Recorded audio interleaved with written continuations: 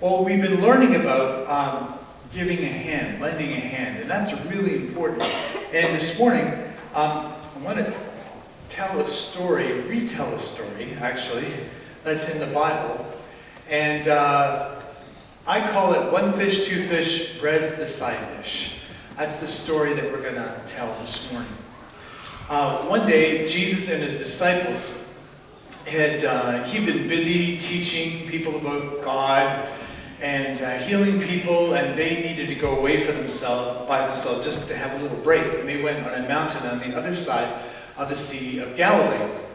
And there they were, and it was all good. But Jesus was so popular, people wanted to be with him so badly, some random people just started showing up. A few people at first. And then there were more. It was a huge crowd. It actually was so big. Wow, there were over 5,000 people there. And this was a real problem. Because after Jesus was teaching them and talking to them, they realized they're kind of out in the middle of nowhere, kind of out in the countryside. There are no restaurants around, no place to get food, and it kind of became a problem. So the disciples, one of the disciples came to Jesus and said, boss, we got a problem. How are we going to feed all these people? The crowd was so big that they said 5,000 men in the crowd. And for some reason back in those days, they just counted men. But if you included women and children, I think you could easily have had 15,000 people there. That's a huge crowd. And how do you feed all those people when you don't have anything to feed them with? It's a big problem. I got a confession to make. I sometimes listen to our sports radio channel, TSN 1290, and just to find out the scores, honestly. But they've had a big radio drive on to raise money for Siloam Mission. They're hoping to raise $50,000 so they can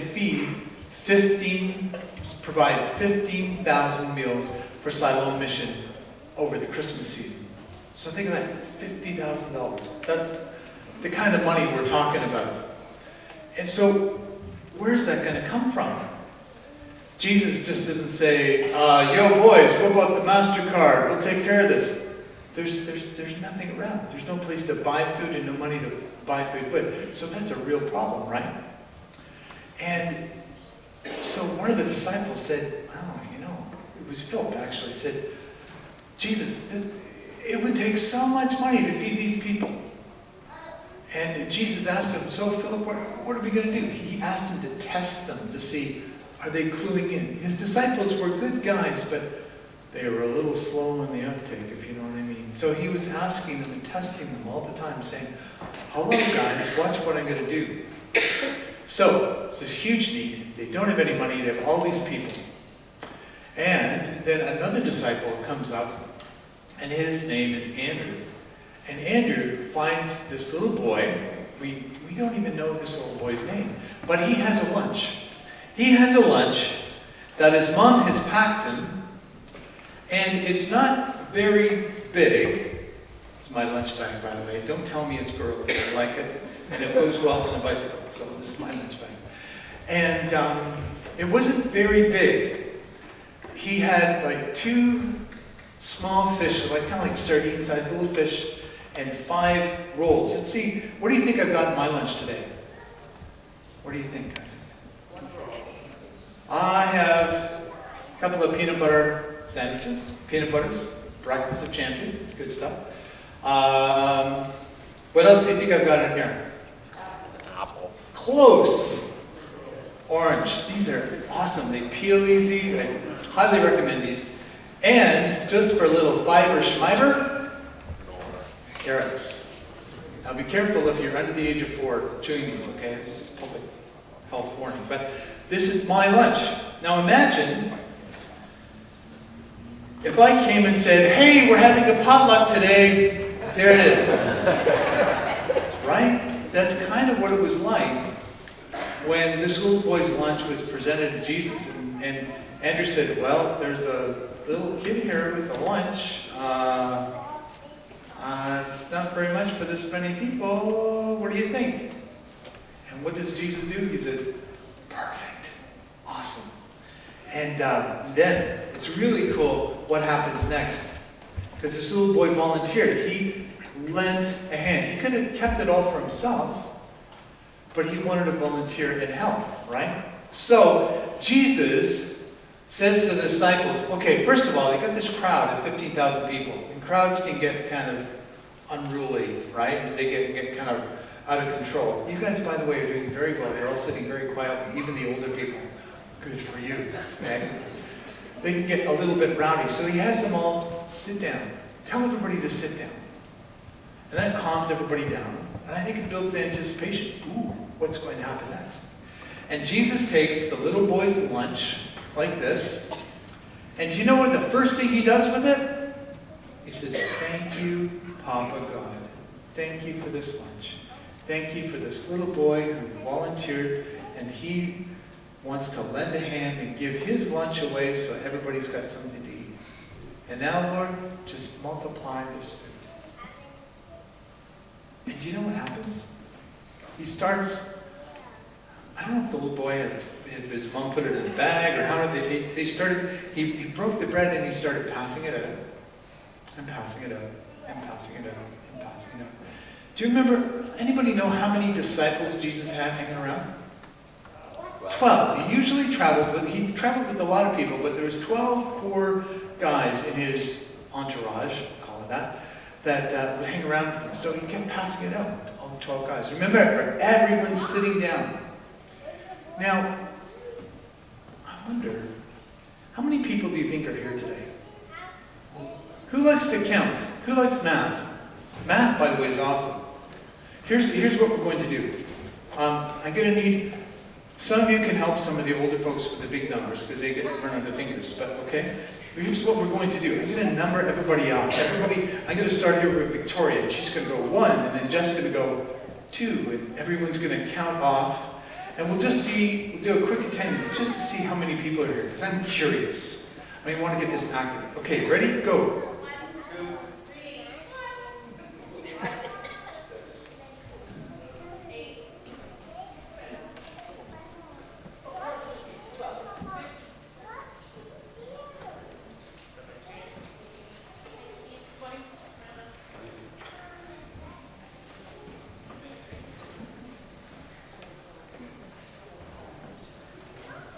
Kristen, you're 26.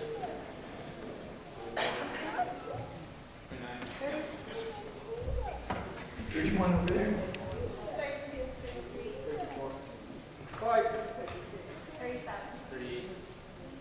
39 over there. Edith is 40. 41. Angel, you're 42. You don't look it? 47. 48. 52. 54. Okay, Sean's 54. What do we do? You just say the number 55. Work with me. Okay, that's all right. He was up. He's normally right on there. Okay, now we're going to work this way. Okay, Pete, 56. 57. 58. 59. 60. 61. 65. 67.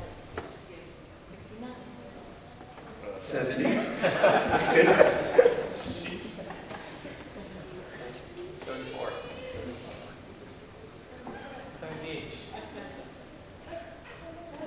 81. Halfway there.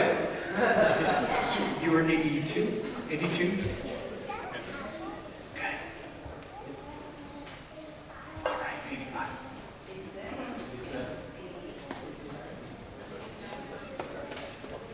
92. What did she count? 92. Okay.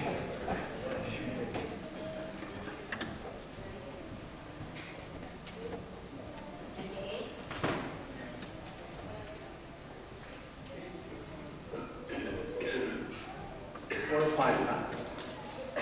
What's the last number? I got, that was 105 and you're 106? 107.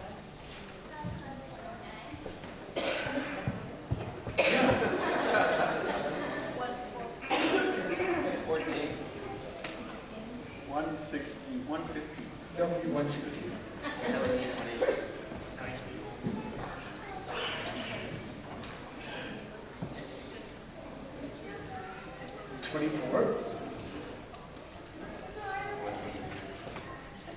Only 7 then. 128, oh.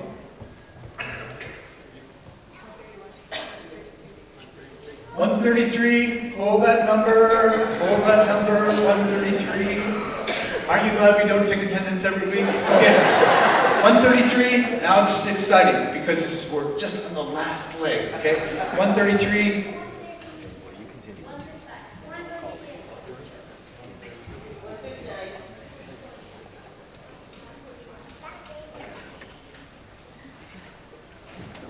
Good.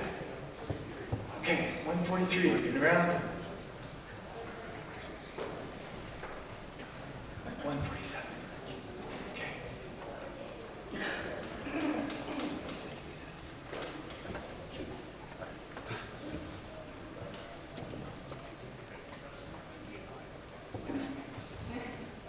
Last row.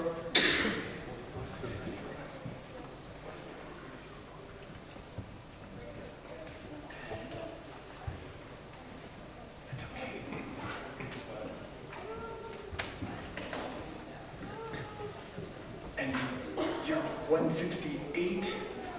168. And Ken was here, so this Ken was 169. Did anybody? Oh, some guys. Okay, 169. Give me a hand, guys. All right. Okay, Precious. 170. 170. 171. 172. 173. Okay, did we miss anybody? 173. 170. What? Henry. Oh, I see 172, 2, okay, 175, 176. Did I count myself? No. What's that mean, 177? Okay, sorry, I'm not good with the big numbers. I had to take off my shoes and then that gets smelly again. Okay, 177 people. Wow, thank you. And that's why we don't take attendance on Sundays. But can you imagine feeding 177 people with this awesome lunch? Can you imagine? No. No, neither can I. But Jesus, first of all, he thanks the Father. And the word thank in Greek is eucharisteo. It's like, there's something special about that word that maybe we'll unpack it another Sunday. But that's where we get the word Eucharist from, and it's like celebrating and thanking God. The whole point of the story is that Jesus can take, even if we offer him something small, plus Jesus makes something awesome happen. And that's the point of the story, because everybody sat down, and Jesus kept feeding people, and they kept giving food away, and everybody ate, and they didn't have just a little nibble. The Bible says everybody pigged out. Well, not exactly. They said everybody ate and was satisfied. Now, this is kind of like an appetizer lunch for me. So, it would satisfy me for the first 5 minutes, and I'd probably eat something else. But everybody there ate and was satisfied. And guess what? One of the most amazing things about the story, there were leftovers. It says that they gathered up all the fragments of the buns left over, and there were 12 baskets. Interesting. 12 disciples, 12 baskets. Oh. I think God was saying, do you know what? If you trust me, even with something small, if you lend a hand, trust me with something small plus Jesus turns into something awesome. And that's the whole point of the story. And that little boy was willing to lend a hand, and God blessed him because they had all these baskets full of leftovers. So the whole point of the story that Pastor Justino wants all of us to learn is use what you have to lend a hand. And when we lend a hand, even with something small plus Jesus makes something awesome happen. I'm going to tell you one additional story that I read about this week. I thought it was so cool. There is a pastor in Los Angeles, He lived in a really rough part of town, and gangs were dominating the neighborhood. And he said, I want to do something for people who are kind of trapped in this lifestyle and help them come out of it with something positive. So he started Homeboy Industries, which is a bakery. And people said, so what are you gonna do in the neighborhood? We're gonna start a bakery. People went, and we're gonna hire gang members to work in it. And people went, really? It's a little bit like Andrew bringing the little boy's lunch to Jesus. Did you notice that Jesus didn't go, really? You know? He said, okay, I can use that. Even if it's something small that you're offering, I can use that. And so from that small beginning, Homeboy Industries in Los Angeles has really, really grown. And it's supplying people with work. And one of their mottos is jobs, not jails. That God's just been blessing something small. Lots of people have filled shoe boxes today, right? This one is going to a girl. That's cool. It's not a real big package, but it's packed full of love. And Jesus says there are no small loving actions. There are no small loving actions. Okay, so this is huge. Even though it looks like a fairly small thing, something small plus Jesus turns into something awesome. How many people were here a few weeks ago when that young guy from Ukraine talked about getting one of these shoeboxes? Show your hands. Did you hear that guy? Vova. And now that guy is studying in a Bible school in Canada to learn how to minister when he goes back to Ukraine. So something small, like a shoebox. It's the first story I've ever heard about. We've been doing shoeboxes, Luann and I, for years and years. The first time I ever heard back from someone who actually got one. So that's pretty cool. These just go into thin air. God uses them. God uses small things. Small things, given with love, plus Jesus, turn into something awesome. So there's more opportunities coming up. I just wanted to give you guys a heads up, because maybe you missed out on the shoebox thing. The North End Family Center is doing a toy drive. Unwrapped new toys. We're going to be a depot for them. And the Angel Tree program, we're hoping to start that as well this Christmas season. It's for people who are, one or both parents are in jail, and we make sure that the kids get a Christmas gift. I think that's really cool. And if you want, you could even deliver it yourself or have someone else deliver it. We'll tell you more about that in the future. Some of you ladies who heard about the Dignity House, we're at the Dignity House breakfast. If you want to volunteer, there's a thrift store starting up. Something small plus Jesus turns into something amazing, right? That's Jesus' specialty.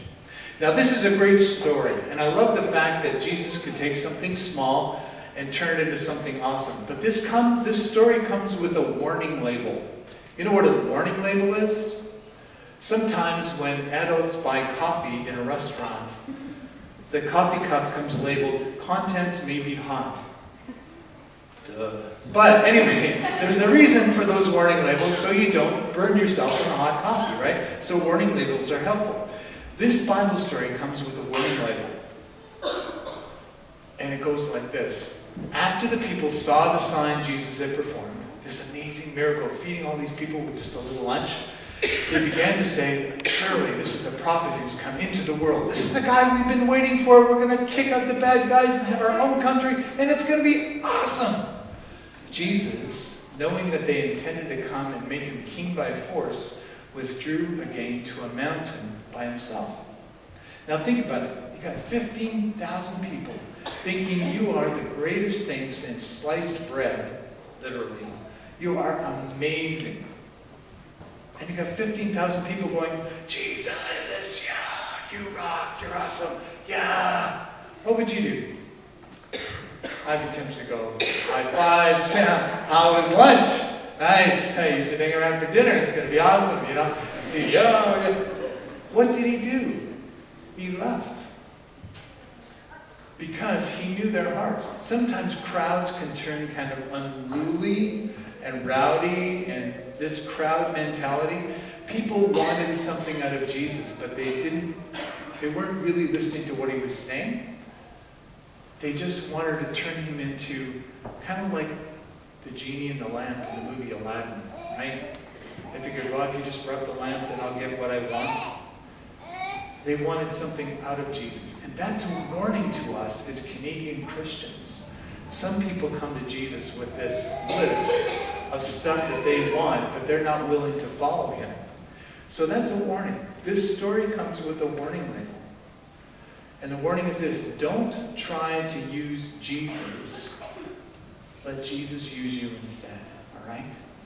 And now when I say let Jesus use you, it doesn't mean he's going to take advantage of you, but just let him flow through your life. Let him transform you. Let him change you.